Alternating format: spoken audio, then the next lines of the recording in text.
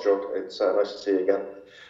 Stuart, a disappointing result on Sunday, obviously, in La Rochelle. I mean, what's been the thought process the last couple of days? I'm sure you've had maybe a chance to digest the game, go over it, or how do you try and move on from this? Yeah, no, obviously, disappointing having put ourselves in a good position. In the first half, I felt we played a lot of good rugby. Perhaps the scoreline didn't reflect that. 13-12 half time. We felt that they'd sort of got their 12 points without having to work too hard, really, and we probably missed one or two opportunities. And I think in the big games, one of the things the sort of message I've given them today is, everything matters from minute 1 to minute 80, and big moments in the second half probably went their way than ours. James Lowe, sin bin was a big moment. Even watching that back now, I'm still struggling to see why. But there was a noticeable change in the collision dominance that they had at that point as well, and that ultimately meant they won the game. So disappointing, but I'm trying to explain to the players, obviously in the review today, a variety of different things. One is the technical detail, the things we can do better, obviously to win these games, but also remind them of how many games we've won in Europe over the last 5 years. How successful we've been, and how hard it is to win. At the highest level. It's rugby is a sport that you need. It's down to fine margins, and you need little things to go your way. Some of which were in our control. And I drew the analogy actually of the Patriots, because I'm reading the book The Dynasty at the moment, and talking about their success in American football. And you go back to 2002 when they started to build and win the Super Bowl. They've won it 6 times since 2002, but that actually means they've lost it 12 times. In 18 years, they've won it 6 times, and it's called a dynasty. But in 12 of the seasons, they've either lost in a playoff game, they've lost in a final, they've not made the playoffs. It is very, very hard to do to win at the highest level. And so I'm trying to talk to the younger players and say, we have to take the lessons and learn and move on, because I still believe there's an unbelievable squad here. And, with one or two of the lads who are on the sideline this weekend available, that makes a difference as well.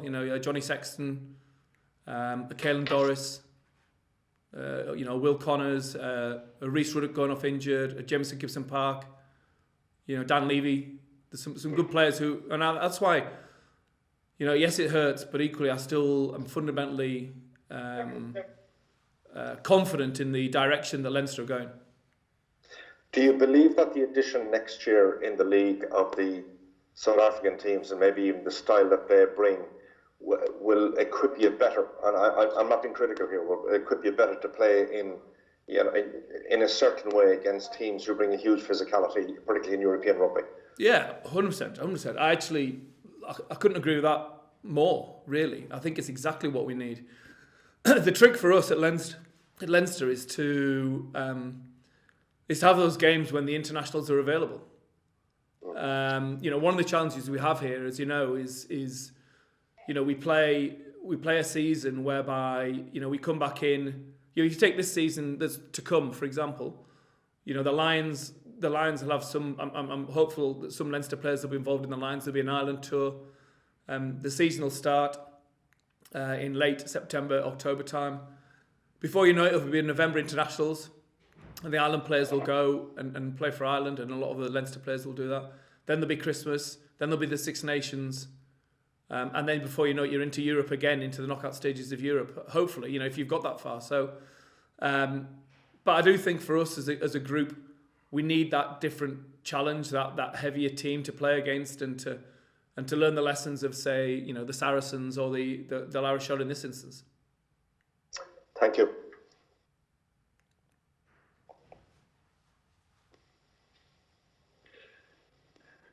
Hi, Stuart.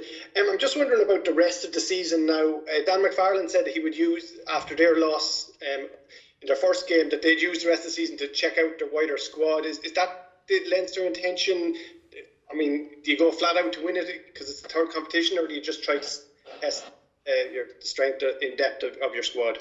Yeah, I think we go out to win the next game. That's, we've lost against Munster now in the Rainbow Cup, so it puts us on the back foot when you consider the final's going to be played by the top two in the league, if you like, effectively.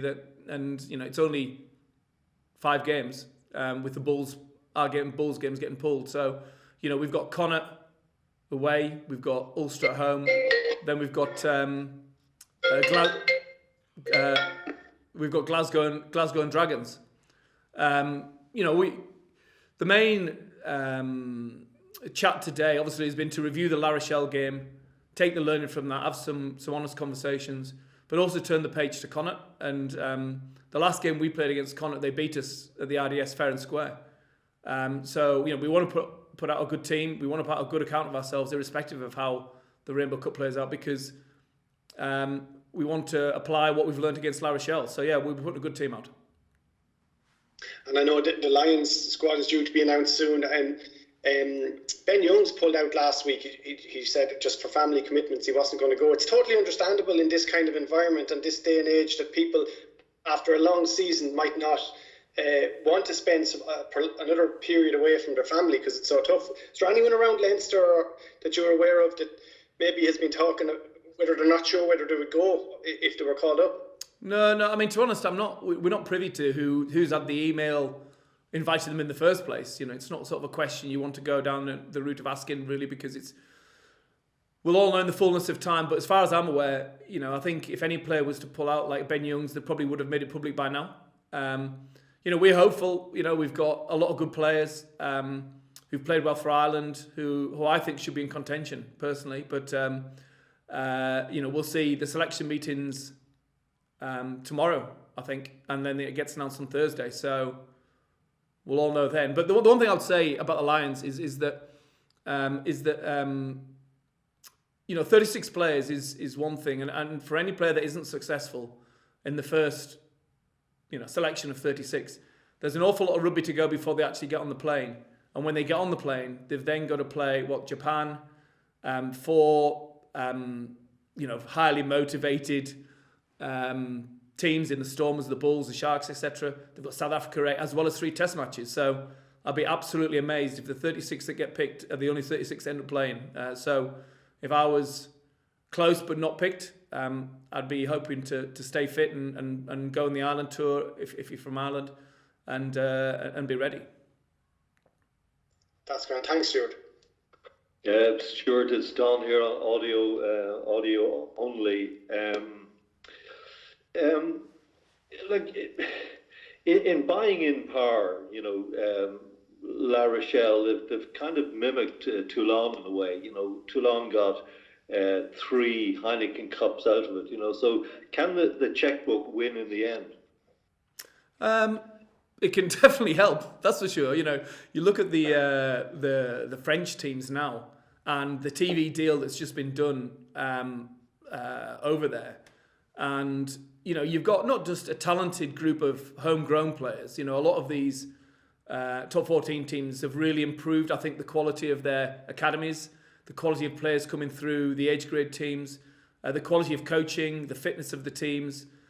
They're all much better than they were maybe even 3 or 4 years ago. And then you throw in, whether it's a Colby or a Kano or a Famuina for a Toulouse, or the Arnold brothers, or you throw in a Skelton, a Victor Vito, a Kerbalo, in La Rochelle alongside a couple of South Africans or whoever. Then yes, they're going to be formidable teams, and that's why it's so hard to win. I sometimes smile when I hear the narrative about the difference between top-end European rugby and international rugby, and I can assure you I've been involved in both. And top-end European rugby, when you're looking at the teams that you're playing against and the players they can bring in addition to homegrown players, it's equivalent really in my mind. And for a team like Leinster, there is no the model is the model. We're very much based on a homegrown squad, and we have 1 or 2 additions, at the most, But I believe for long-term success, that's the right model for Leinster, for Ireland, and I think that we're not a million miles away. I know people are obviously feeling disappointed, as we all are, that we didn't achieve it this time. But as I said earlier on in the call, there are very, very few teams that will go through, unbeaten Champions Cup campaigns year in, year out.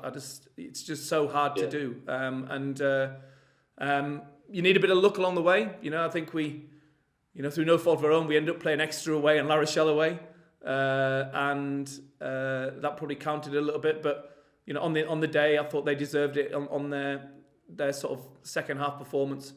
So no complaints, lessons learned. I still believe we can beat these teams. I think we've proven it by beating, a Toulouse in a semi-final, an Exeter away from home. We've beaten Saracens in quarter-final, big English teams. In fact, in my time, I think we've only lost one pool game in 5 years. And we score an average of 4.5, 5 tries a game. On this day, on this occasion, we didn't manage to nail it, but that doesn't detract from the optimism I've got for the future for Leinster when I look at the age profile of the team. There's some lads coming to the end, but there's an awful lot of lads in the mid-20s who are going to get better. Just time for one more quick question. Yep. Stuart, can I just ask you another one if you don't mind? It's just that, you've lost last weekend, you lost to Munster. You've been beaten by the Ospreys. You lost to Connacht. Sorry for bringing up those, but I'm just getting to the point. Have teams figured out how to beat Leinster, or is there a common thread there, or what? Are you just proved that you're human after all? And I'm sorry if I'm not being a smart man here. I think you are being a bit slight. Rugby's a sport, whereby, take soccer. Which team goes unbeaten? Arsenal. They draw a few. Even in that season they had. When you've got so many players away with Ireland, and you're having to play younger players, and we've played 60 players this year, so there's definitely a lessons we learn from all those 4 defeats for sure. The fundamentals of the game are still the fundamentals of the game. It's about the breakdown. It's about the contact points. It's about being physical and being emotionally charged and ready. And sometimes, on certain days, the opposition get one on top of you. But it's how you learn and how you move on from that. That's the key. Not just dwelling on the defeat.